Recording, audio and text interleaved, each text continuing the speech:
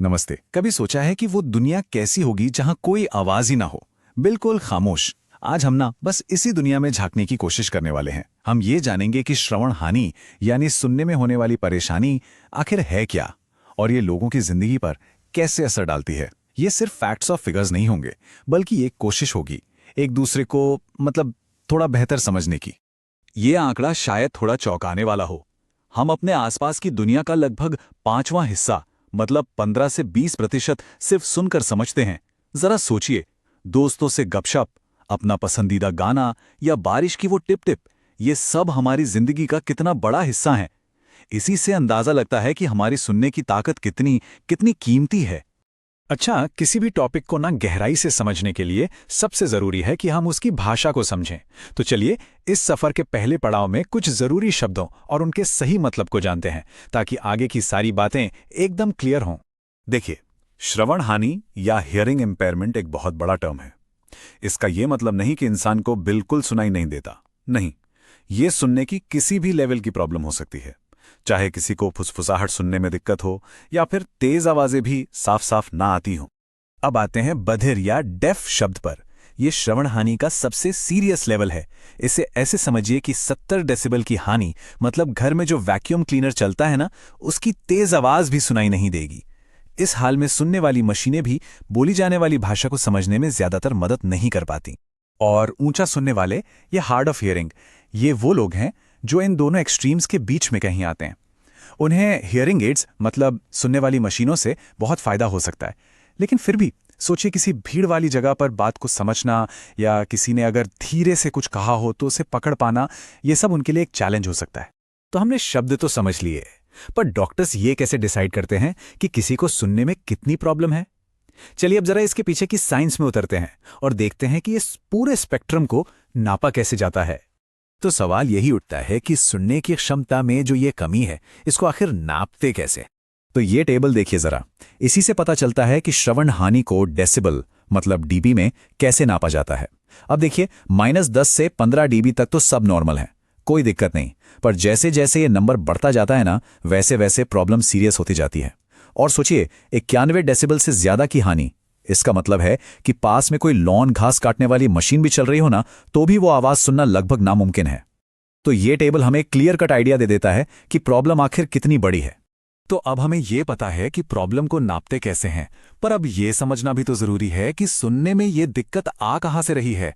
क्या कान के बाहरी हिस्से में कोई ब्लॉकेज है, या फिर प्रॉब्लम दिमाग तक सिग्नल ले जाने वाली नसों में है?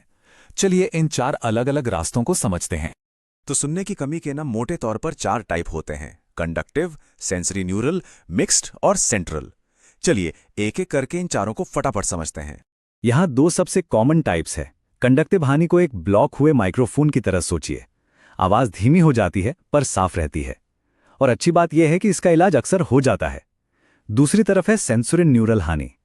ये खराब वायरिंग की तरह है, आवाज धीमी भी होती है और धुंधली भी, और ये प्रॉब्लम ज्यादातर परमानेंट होती है। ये फर्क जानना इलाज के लिए बहुत बहुत जरूरी है।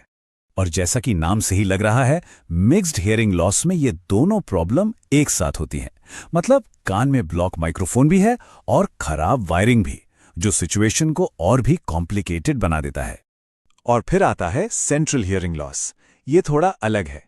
इसमें मजे की बात यह है कि कान एकदम ठीक काम कर रहा होता है, लेकिन दिमाग का जो सुनने वाला सेंटर है ना, वो उन सिग्नल्स को प्रोसेस ही नहीं कर पाता।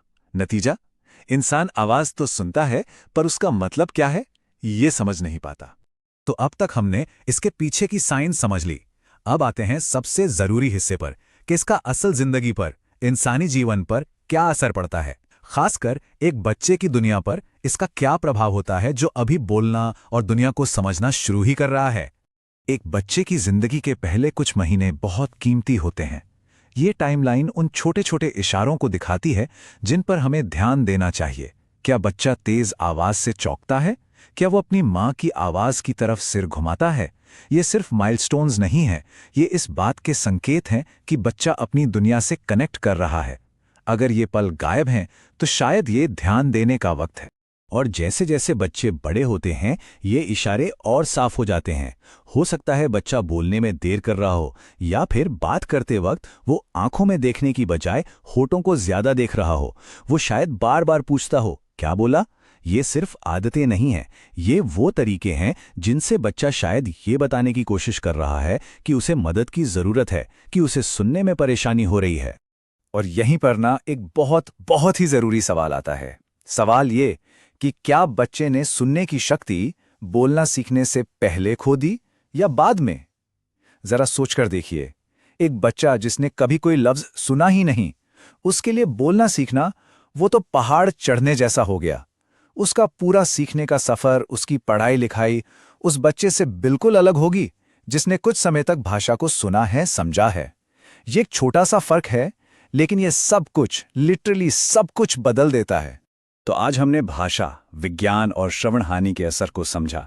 ये सारी बातें हमें एक आखिरी सवाल पर लाकर खड़ा करती हैं।